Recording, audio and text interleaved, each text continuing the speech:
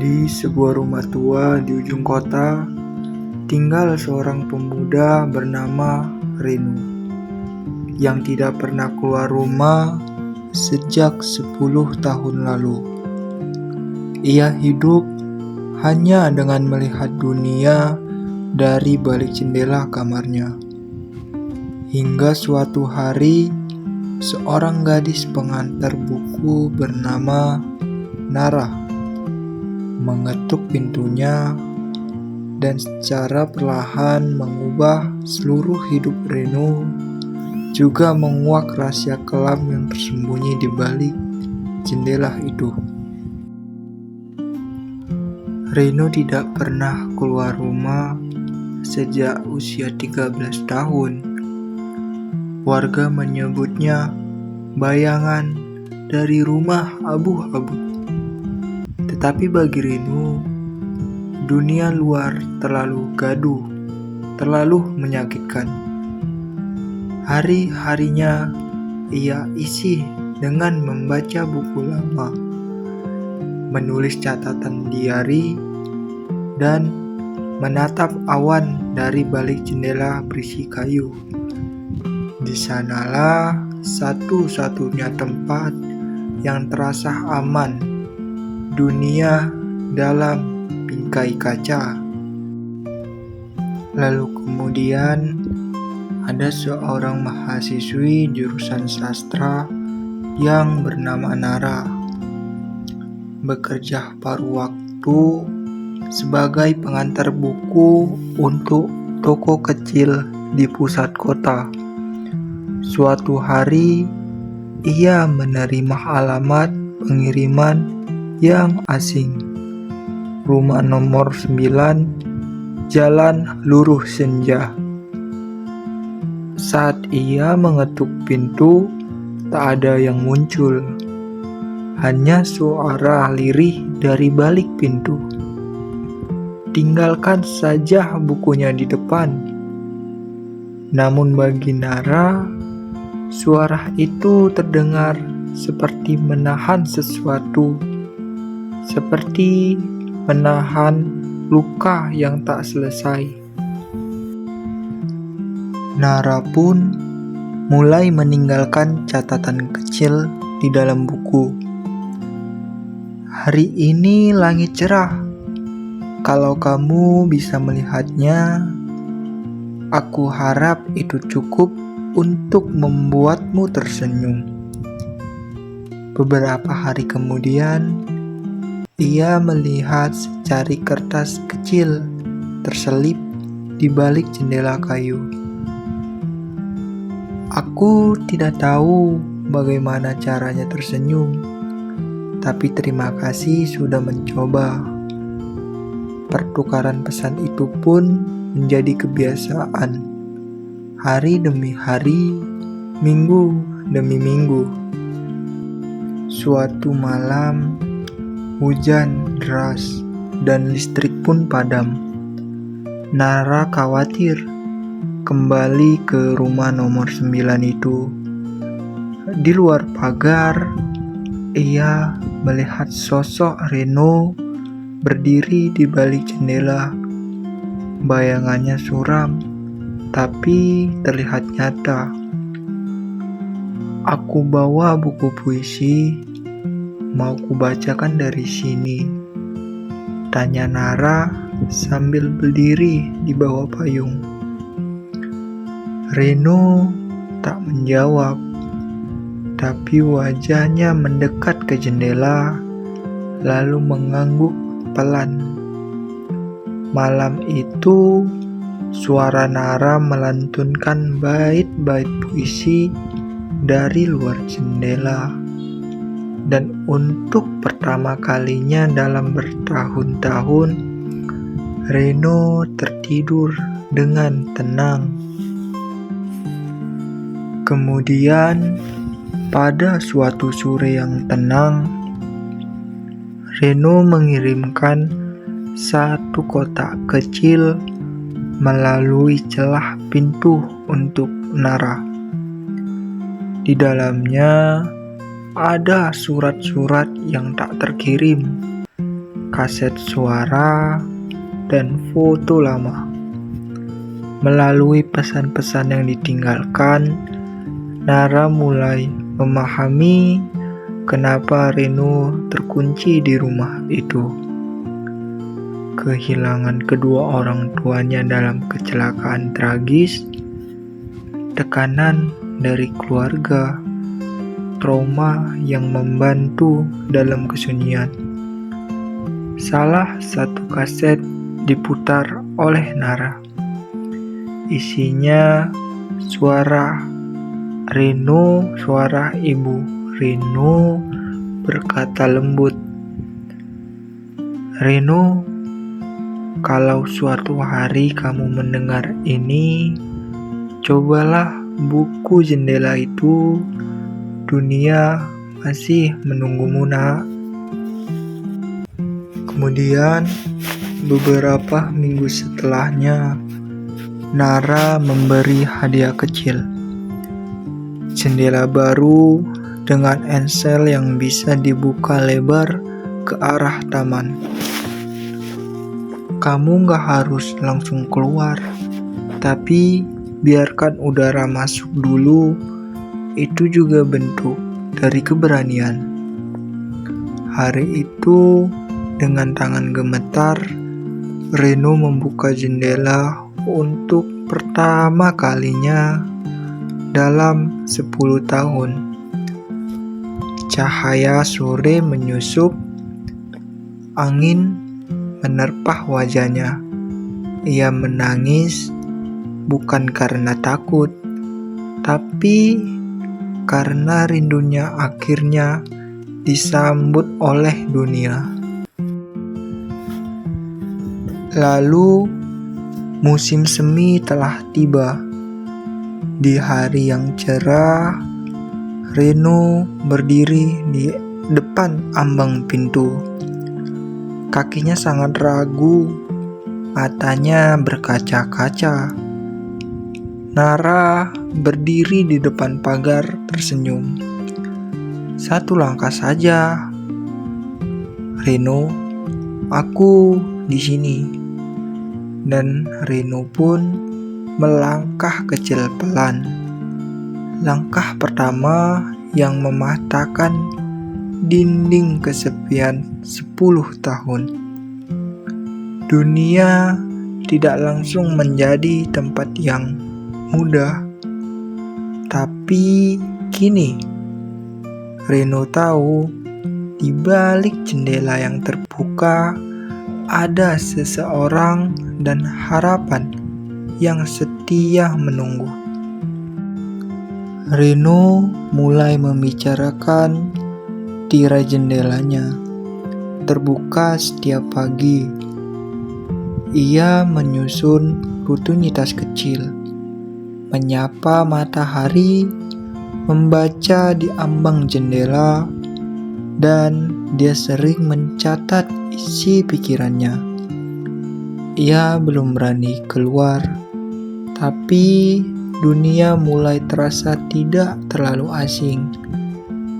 Nara pun sesekali duduk di taman depan, pura-pura membaca sambil menunggu suara dari balik jendela. "Nara, terima kasih karena gak menyerah padaku," ucap Reno suatu pagi. Reno pun mulai menulis surat untuk dirinya yang akan datang. Ia menuliskan harapan-harapan kecil, belajar menanam bunga, mendengar suara hujan langsung dari teras, atau sekedar berjalan ke toko buku. Nara membalasnya dengan surat-surat serupa. Mereka menyimpannya di dalam kaleng besi yang dikubur di bawah pohon mangga depan rumah. Suatu hari nanti kita buka bersama ya, kata Nara sambil menutup lubang dengan tersenyum. Suatu hari, seseorang datang mengetuk pintu rumah Reno. Seseorang pria parubaya yang bernama Paman Darsa, adik almarhum ayah Reno. Mereka belum bertemu selama lebih dari 1 dekade. Paman Darsa membawa bingkisan, foto keluarga, dan rekaman suara ayah Reno. Aku datang bukan untuk buat memaksamu kamu keluar. Aku cuma mau bilang, kamu masih punya keluarga, katanya. Kemudian malam-malam Reno kembali gelisah. Bayangan kecelakaan masa lalu dan suara teriakan yang pernah ia dengar di malam naas itu kembali mengganggu tidurnya. Nara pun memberinya ide, merekam suaranya sendiri, membaca puisi dan cerita pendek. Kalau kamu gak bisa tidur, dengarkan aku. Aku akan menunggu di balik malam itu. Rekaman itu jadi pengantar tidur Reno.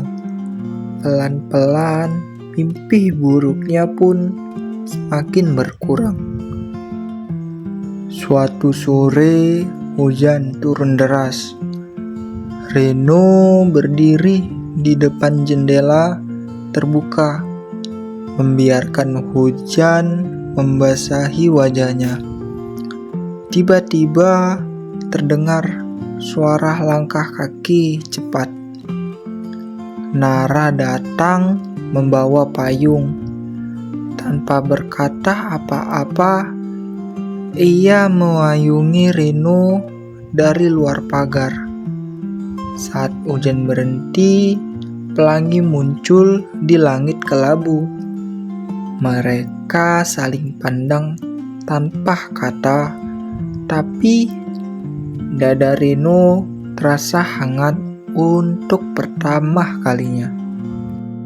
Lalu Reno dan Nara membuat perpustakaan kecil dari lemari tua di teras rumah. Buku-buku sumbangan dari Nara dan Paman Darsa mulai mengisi rak-raknya. Anak-anak tetangga pun sesekali datang membaca. Reno masih di balik jendela, tapi kini ia bisa tersenyum melihat anak-anak tertawa ceria. Dunia di luar jendela tak lagi asing, bahkan mulai bersahabat. Nara menghilang 2 hari tanpa kabar. Reno panik. Ia berdiri di ambang pintu, hampir melangkah keluar. Tapi kakinya gemetar. Saat Nara datang, wajahnya terlihat lelah. Ayahnya dirawat di rumah sakit. Maaf, aku gak sempat kasih kabar. Tapi aku kangen suara kamu, ucapnya pelan. Hari itu, Reno menulis puisi yang berjudul Suaraku untuk Nara. Kemudian, Nara mengajak Reno berjalan hingga pagar. Namun, saat kakinya menyentuh jalan aspal, Reno terhenti. Nafasnya sangat berat. Dunia terasa berputar. Trauma itu masih di sana, menjerat seperti belenggu tak kasat mata. "Gak apa-apa, Renu. Kita bisa coba lain kali," kata Nara menggenggam tangannya dari luar pagar. Dan untuk pertama kali, Renu tidak merasa gagal, hanya sedang belajar. Lalu, dari tumpukan barang lama, Paman Darsa menemukan satu surat yang belum terbuka. Itu dari Ibu Renu. Ditulis beberapa hari sebelum kecelakaan tersebut. Dalam surat itu, ibunya pun menulis, "Jika nanti kamu merasa dunia terlalu berat, lihatlah ke langit. Itu adalah atap yang sama dengan rumah ini. Aku selalu di bawah langit yang sama." Renu menangis semalaman, lalu menulis surat balasan dan membakarnya pelan di bawah cahaya bulan. Kemudian bersama Nara, Renu mulai menanam bunga di pekarangan rumah. Lavender, melati, dan juga bunga matahari. Setiap bunga yang tumbuh menjadi simbol keberanian baru. Warga sekitar mulai menyapanya. Beberapa bahkan menawarkan diri membantu merapikan taman. "Dulu rumah ini seperti hantu," kata seorang tetangga. "Tapi sekarang seperti rumah yang bernafas lagi." Untuk pertama kalinya, Renu melangkah melewati pagar. Hanya beberapa meter ditemani Nara. Ia berjalan menyusuri jalan luruh senja, jalan yang selama ini hanya ia lihat dari balik jendela. Langit sore mewarnai langkahnya. Renu berhenti di tengah jalan. Lalu dia tertawa kecil. "Hahaha, aku lupa betapa cantiknya senja kalau dilihat dari luar." Nara mengusulkan agar Renu menuliskan semua kisahnya, dari jendela pertama yang terbuka hingga langkah pertama di jalan senja. Mereka pun menyusun tulisan itu menjadi buku kecil berjudul "Surat-surat dari Jendela". Renu tidak tahu apakah dunia akan membacanya, tapi itu bukanlah hal penting. Yang penting, ia sudah menulisnya, dan ia hidup untuk menceritakannya. Hari itu pun, Renu berdiri di ambang pintu. Tapi kali ini, ia sudah membuka, menatap keluar. Ia melangkah keluar, lalu menutup pintu dari luar. Bukan untuk mengurung diri lagi, tetapi sebagai simbol ia telah memilih membuka dunia. Nara pun menunggu di bawah pohon mangga. Mereka berjalan berdampingan perlahan. Tak ada jendela lagi yang membatasi mereka. Kini hanya ada langit luas dan perjalanan baru yang tak terbatas. Setelah keluar rumah sepenuhnya, Renu mulai berjalan lebih jauh ke toko buku tempat Nara bekerja, ke taman kecil di kota, bahkan ke halte bus. yang dulu menjadi bagian kenangan terakhir bersama kedua orang tuanya. Setiap tempat menyimpan potongan kenangan, kadang menyakitkan, kadang pun menghangatkan. Namun Reno mulai berdamai. Ia tak lagi ingin lari, ia hanya ingin hidup meski pelan.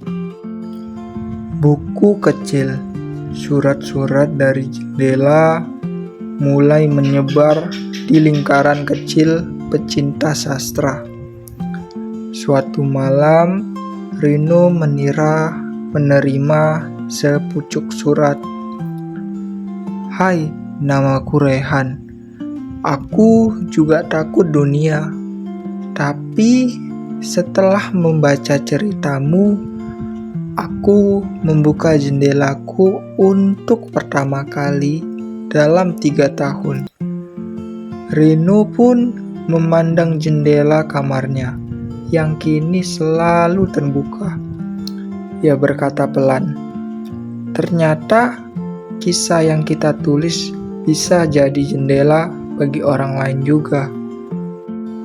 Di tengah semua perubahan, luka lama kadang mengetuk kembali.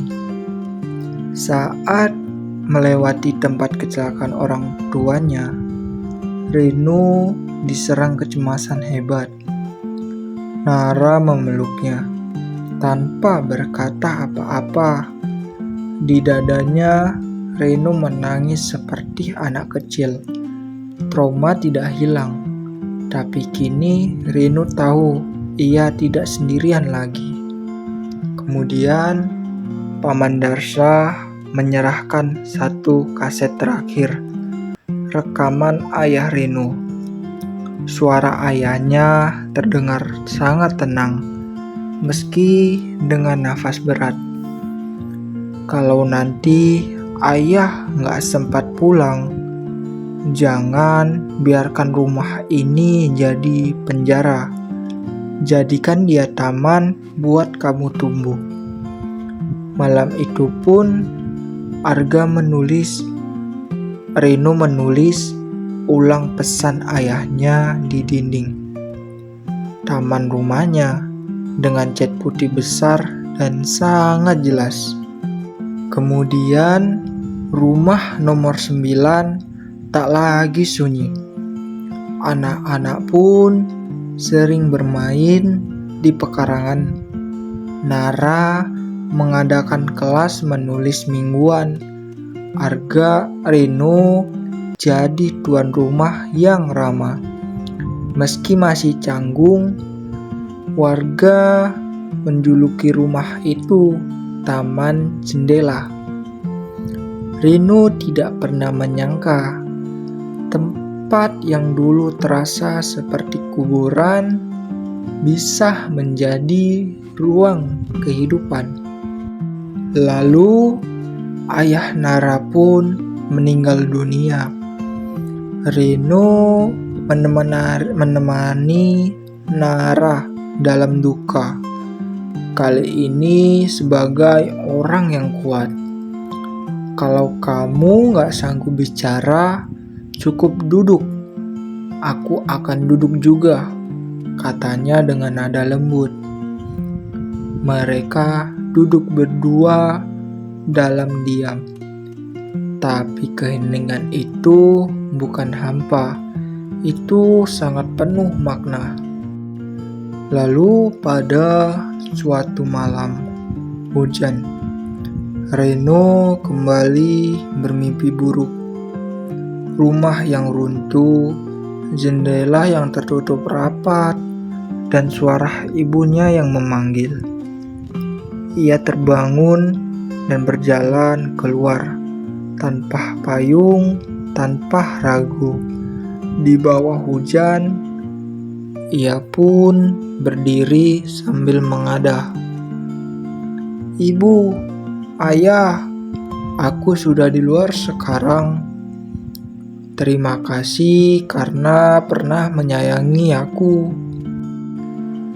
Kemudian, desa kecil tempat Reno tinggal mengadakan festival lampion tahunan.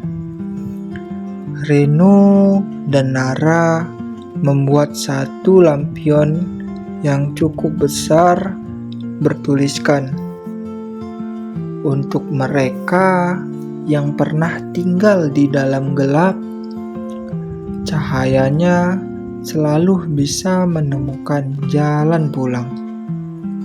Malam itu pun ratusan lampion terbang ke langit. Reno pun menatapnya, dan untuk pertama kalinya ia merasa benar-benar sangat bebas. Lalu Reno memutuskan untuk hidup, untuk menutup satu jendela terakhir. Jendela di dalam dirinya yang penuh rasa bersalah. Ia pun duduk menulis sebuah surat terakhir kepada dirinya yang dulu. Surat itu pun bertulis, "Terima kasih sudah bertahan. Sekarang biarkan aku hidup. Aku akan menjagamu dari sini." Surat tersebut pun ia kubur di pohon mangga. Waktu berlalu. Hingga kini Reno menjadi penulis tetap di suatu majalah sastra.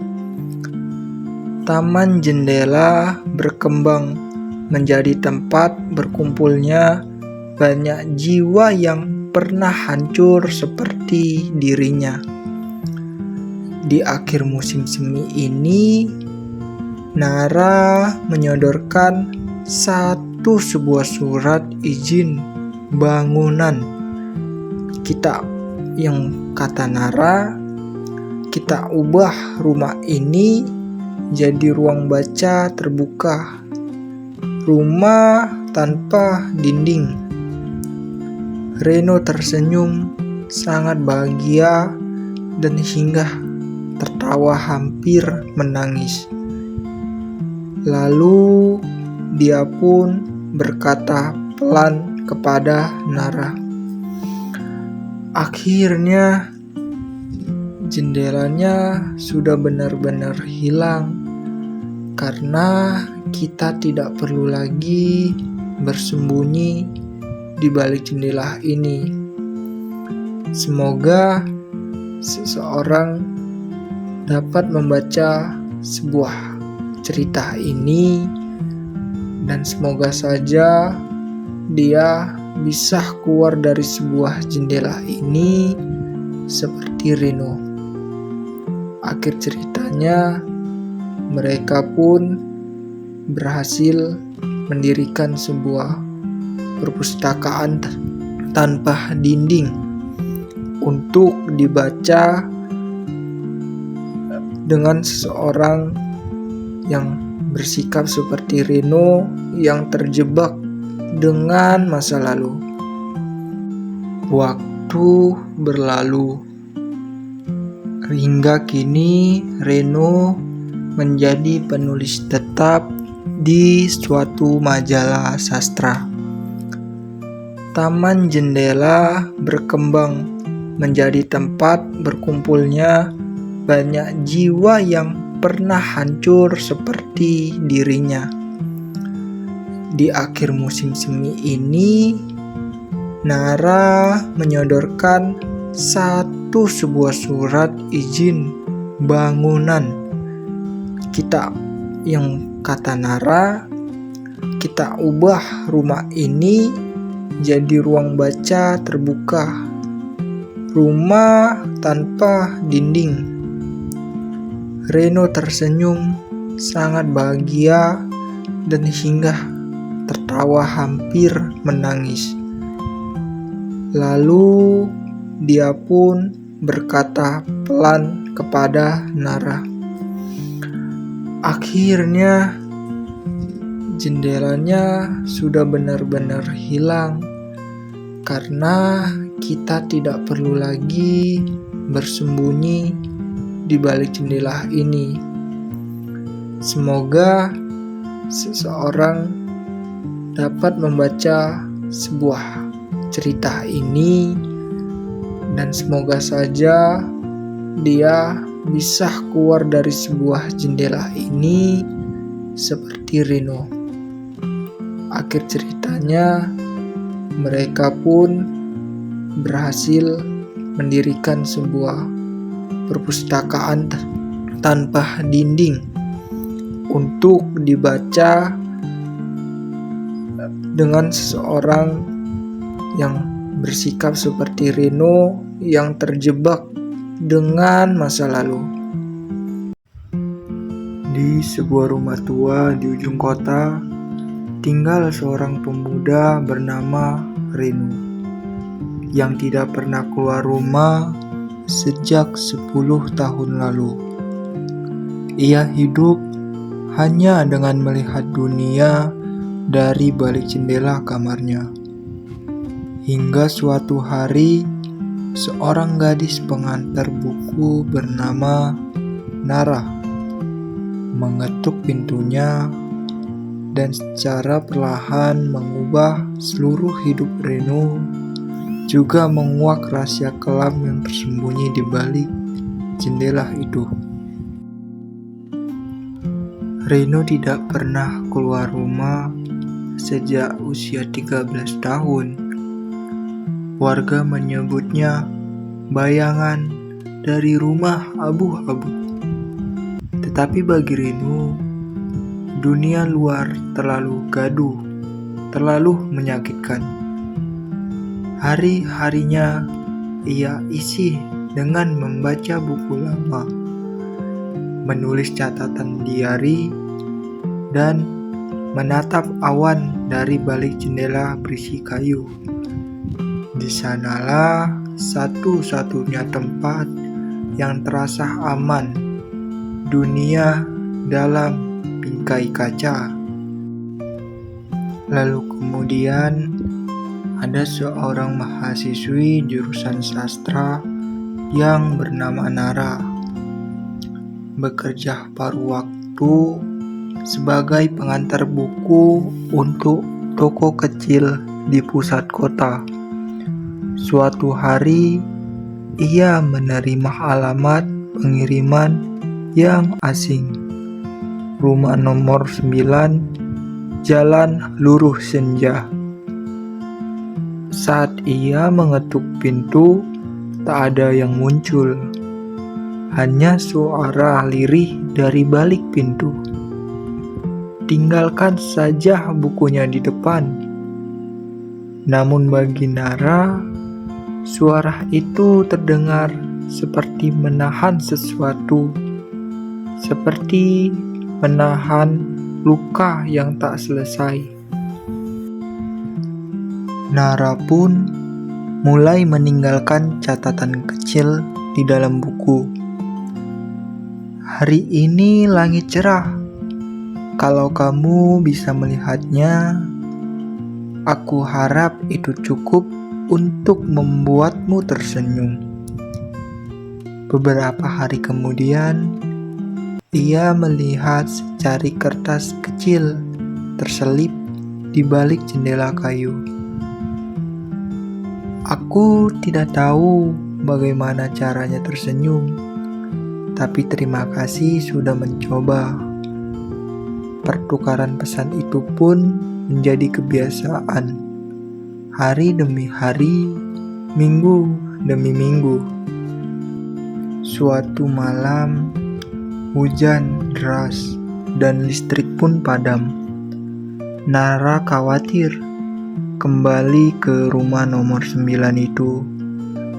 Di luar pagar, ia melihat sosok Reno berdiri di balik jendela. Bayangannya suram, tapi terlihat nyata.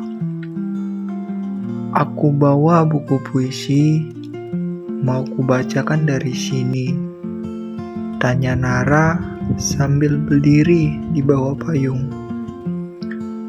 Reno tak menjawab, tapi wajahnya mendekat ke jendela, lalu mengangguk pelan. Malam itu, suara Nara melantunkan bait-bait puisi dari luar jendela. Dan untuk pertama kalinya dalam bertahun-tahun, Reno tertidur dengan tenang. Kemudian, pada suatu sore yang tenang, Reno mengirimkan satu kotak kecil melalui celah pintu untuk Nara. Di dalamnya ada surat-surat yang tak terkirim, kaset suara, dan foto lama.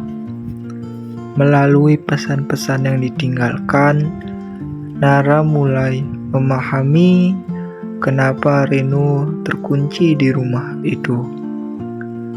Kehilangan kedua orang tuanya dalam kecelakaan tragis, tekanan dari keluarga, trauma yang membantu dalam kesunyian. Salah satu kaset diputar oleh Nara. Isinya suara Reno, suara ibu Reno berkata lembut, "Reno, kalau suatu hari kamu mendengar ini, cobalah buku jendela itu. Dunia masih menunggumu, nak." Kemudian, beberapa minggu setelahnya, Nara memberi hadiah kecil. Jendela baru dengan ensel yang bisa dibuka lebar ke arah taman. Kamu gak harus langsung keluar, tapi biarkan udara masuk dulu. Itu juga bentuk dari keberanian. Hari itu, dengan tangan gemetar, Reno membuka jendela untuk pertama kalinya dalam 10 tahun. Cahaya sore menyusup, angin menerpah wajahnya. Ia menangis bukan karena takut, tapi karena rindunya akhirnya disambut oleh dunia.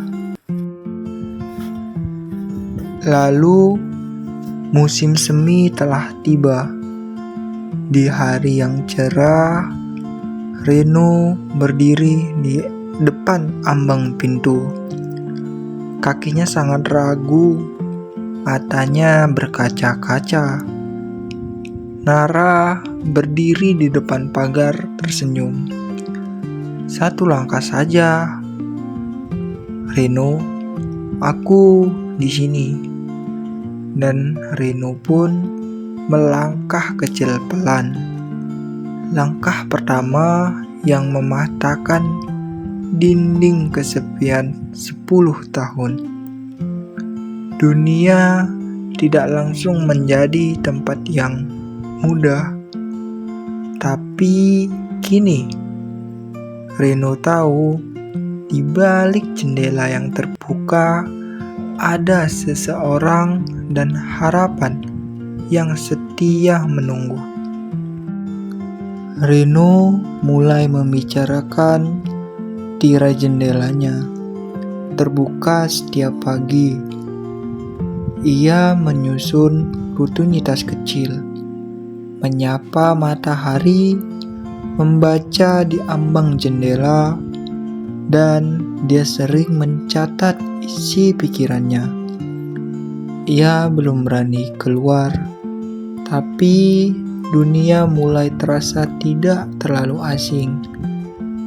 Nara pun sesekali duduk di taman depan, pura-pura membaca sambil menunggu suara dari balik jendela.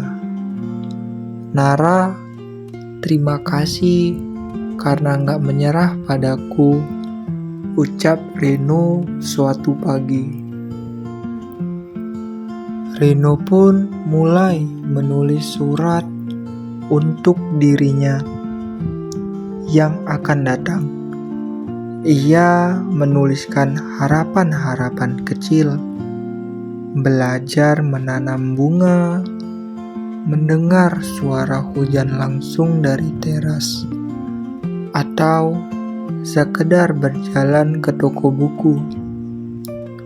Nara membalasnya dengan surat-surat serupa.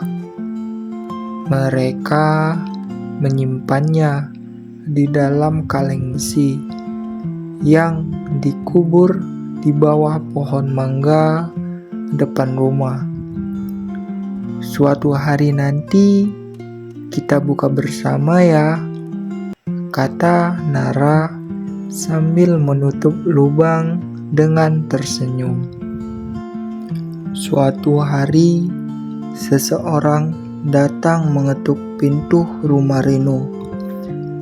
Seseorang pria parubaya yang bernama Paman Darsa, adik almarhum ayah Reno. Mereka belum bertemu selama lebih dari 1 dekade. Paman Darsa membawa bingkisan, foto keluarga, dan rekaman suara ayah Reno. Aku datang bukan untuk buat memaksamu kamu keluar. Aku cuma mau bilang, kamu masih punya keluarga, katanya. Kemudian malam-malam Reno kembali gelisah. Bayangan kecelakaan masa lalu dan suara teriakan yang pernah ia dengar di malam naas itu kembali mengganggu tidurnya. Nara pun memberinya ide, merekam suaranya sendiri, membaca puisi dan cerita pendek. Kalau kamu gak bisa tidur, dengarkan aku. Aku akan menunggu balik malam itu. Rekaman itu jadi pengantar tidur Reno. Pelan-pelan, mimpi buruknya pun semakin berkurang. Suatu sore, hujan turun deras. Reno berdiri di depan jendela terbuka, membiarkan hujan membasahi wajahnya. Tiba-tiba terdengar suara langkah kaki cepat. Nara datang membawa payung. Tanpa berkata apa-apa, ia mengayungi Reno dari luar pagar. Saat hujan berhenti, pelangi muncul di langit kelabu. Mereka saling pandang tanpa kata, tapi dada Reno terasa hangat untuk pertama kalinya. Lalu Reno dan Nara membuat perpustakaan kecil dari lemari tua di teras rumah. Buku-buku sumbangan dari Nara dan Paman Darsa mulai mengisi rak-raknya. Anak-anak tetangga pun sesekali datang membaca. Reno masih di balik jendela, tapi kini ia bisa tersenyum melihat anak-anak tertawa ceria. Dunia di luar jendela tak lagi asing, bahkan mulai bersahabat. Nara menghilang 2 hari tanpa kabar. Reno panik. Ia berdiri di ambang pintu, hampir melangkah keluar. Tapi Kakinya gemetar.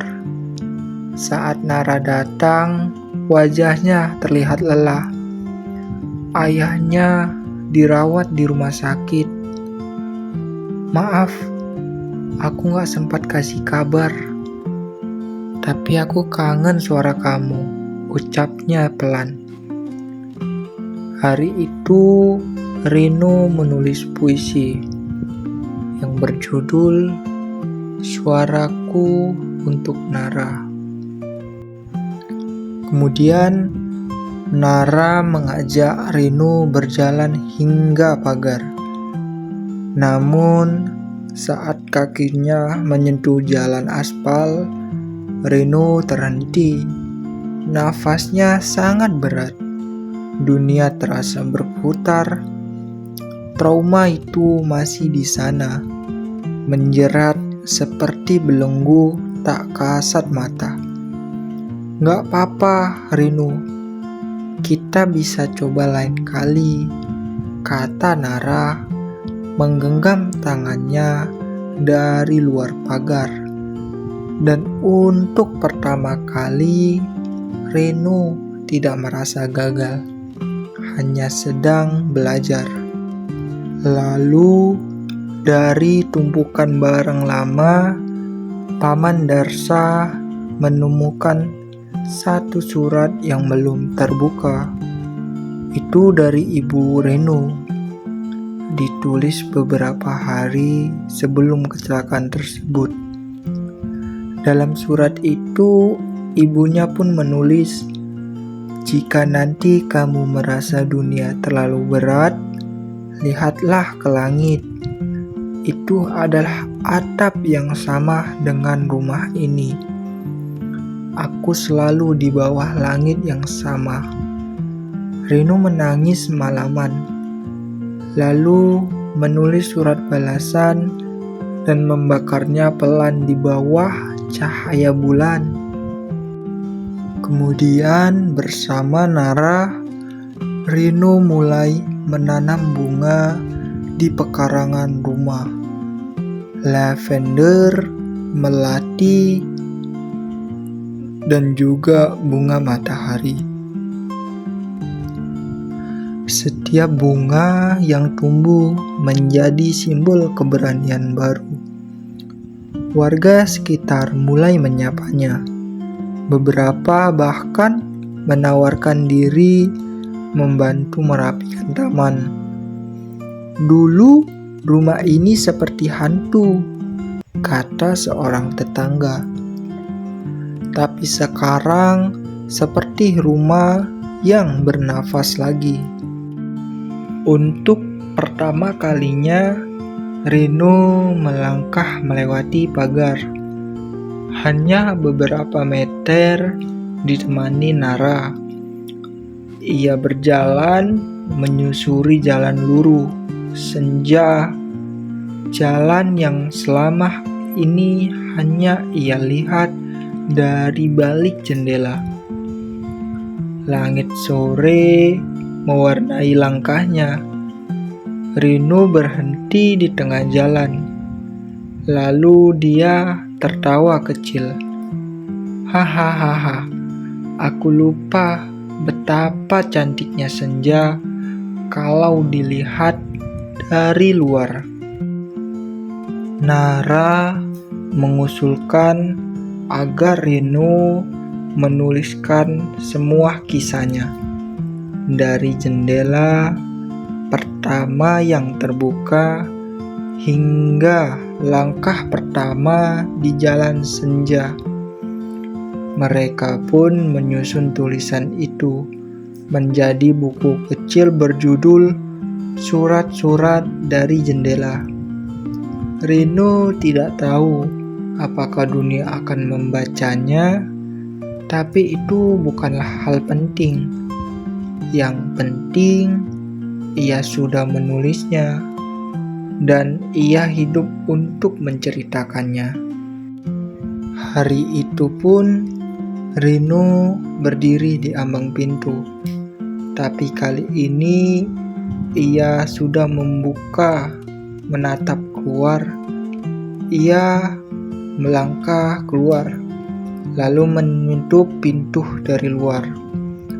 Bukan untuk mengurung diri lagi, tetapi sebagai simbol ia telah memilih memuka dunia. Nara pun menunggu di bawah pohon mangga. Mereka berjalan berdampingan perlahan, tak ada jendela lagi yang membatasi mereka. Kini hanya ada langit luas dan perjalanan baru yang tak terbatas.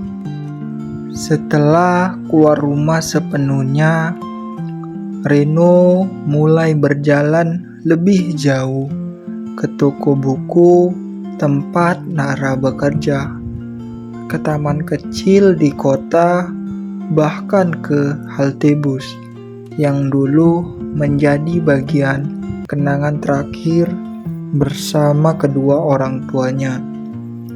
Setiap tempat menyimpan potongan kenangan, kadang menyakitkan, kadang pun menghangatkan. Namun Reno mulai berdamai.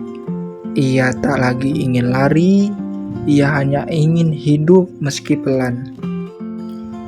Buku kecil, surat-surat dari jendela mulai menyebar di lingkaran kecil pecinta sastra. Suatu malam, Reno menerima sepucuk surat. "Hai, namaku Rehan. Aku juga takut dunia. Tapi setelah membaca ceritamu, aku membuka jendelaku untuk pertama kali dalam 3 tahun." Reno pun memandang jendela kamarnya yang kini selalu terbuka. Ia berkata pelan, "Ternyata kisah yang kita tulis bisa jadi jendela bagi orang lain juga." Di tengah semua perubahan, luka lama kadang mengetuk kembali. Saat melewati tempat kecelakaan orang tuanya, Reno diserang kecemasan hebat. Nara memeluknya tanpa berkata apa-apa. Di dadanya, Reno menangis seperti anak kecil. Trauma tidak hilang, tapi kini Reno tahu ia tidak sendirian lagi. Kemudian, Paman Darsa menyerahkan satu kaset terakhir, rekaman ayah Reno. Suara ayahnya terdengar sangat tenang, meski dengan nafas berat. "Kalau nanti ayah gak sempat pulang, jangan biarkan rumah ini jadi penjara. Jadikan dia taman buat kamu tumbuh." Malam itu pun Reno menulis ulang pesan ayahnya di dinding taman rumahnya dengan cat putih besar dan sangat jelas. Kemudian rumah nomor 9 tak lagi sunyi. Anak-anak pun sering bermain di pekarangan. Nara mengadakan kelas menulis mingguan. Reno jadi tuan rumah yang ramah. Meski masih canggung, warga menjuluki rumah itu Taman Jendela. Reno tidak pernah menyangka tempat yang dulu terasa seperti kuburan bisa menjadi ruang kehidupan. Lalu ayah Nara pun meninggal dunia.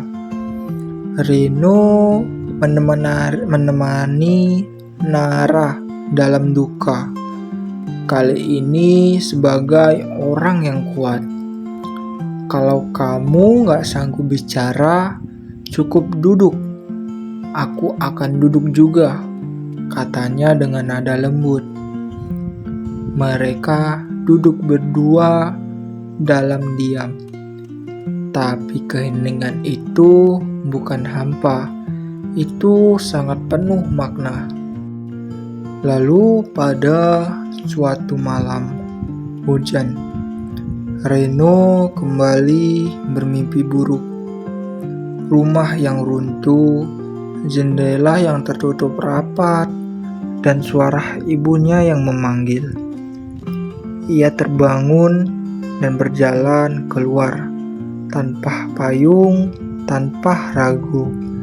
Di bawah hujan, ia pun berdiri sambil mengadah.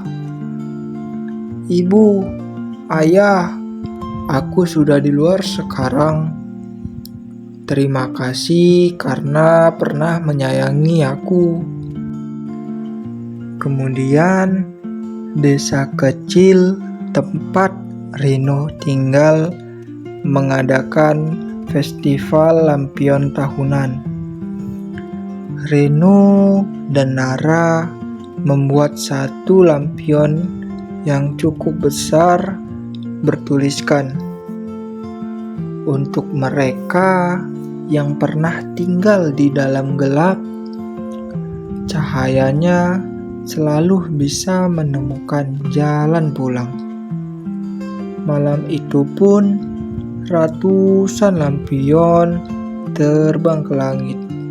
Reno pun menatapnya, dan untuk pertama kalinya ia merasa benar-benar sangat bebas. Lalu Reno memutuskan untuk hidup, untuk menutup satu jendela terakhir. Jendela di dalam dirinya yang penuh rasa bersalah. Ia pun duduk menulis sebuah surat terakhir kepada dirinya yang dulu. Surat itu pun bertulis, "Terima kasih sudah bertahan. Sekarang biarkan aku hidup. Aku akan menjagamu dari sini." Surat tersebut pun ia kubur di pohon mangga. Waktu berlalu.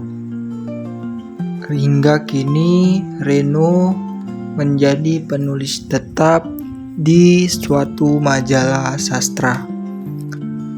Taman jendela berkembang menjadi tempat berkumpulnya banyak jiwa yang pernah hancur seperti dirinya. Di akhir musim semi ini, Nara menyodorkan sebuah surat izin bangunan. Kata Nara, kita ubah rumah ini jadi ruang baca terbuka. Rumah tanpa dinding. Reno tersenyum sangat bahagia dan hingga tertawa hampir menangis.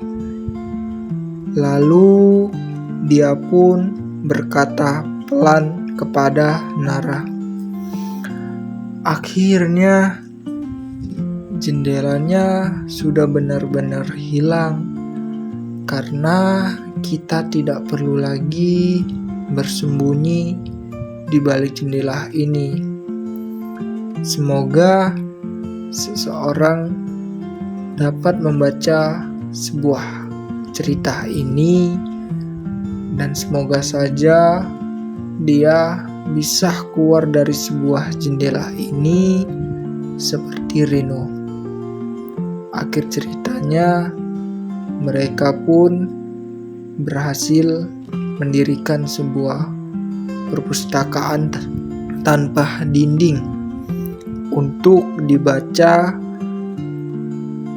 dengan seseorang yang bersikap seperti Reno yang terjebak dengan masa lalu. Waktu berlalu. Hingga kini Reno menjadi penulis tetap di suatu majalah sastra.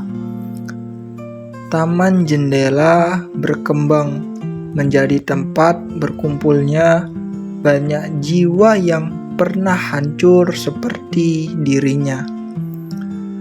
Di akhir musim semi ini, Nara menyodorkan sebuah surat izin bangunan. Kata Nara, kita ubah rumah ini jadi ruang baca terbuka, rumah tanpa dinding. Reno tersenyum sangat bahagia dan hingga tertawa hampir menangis.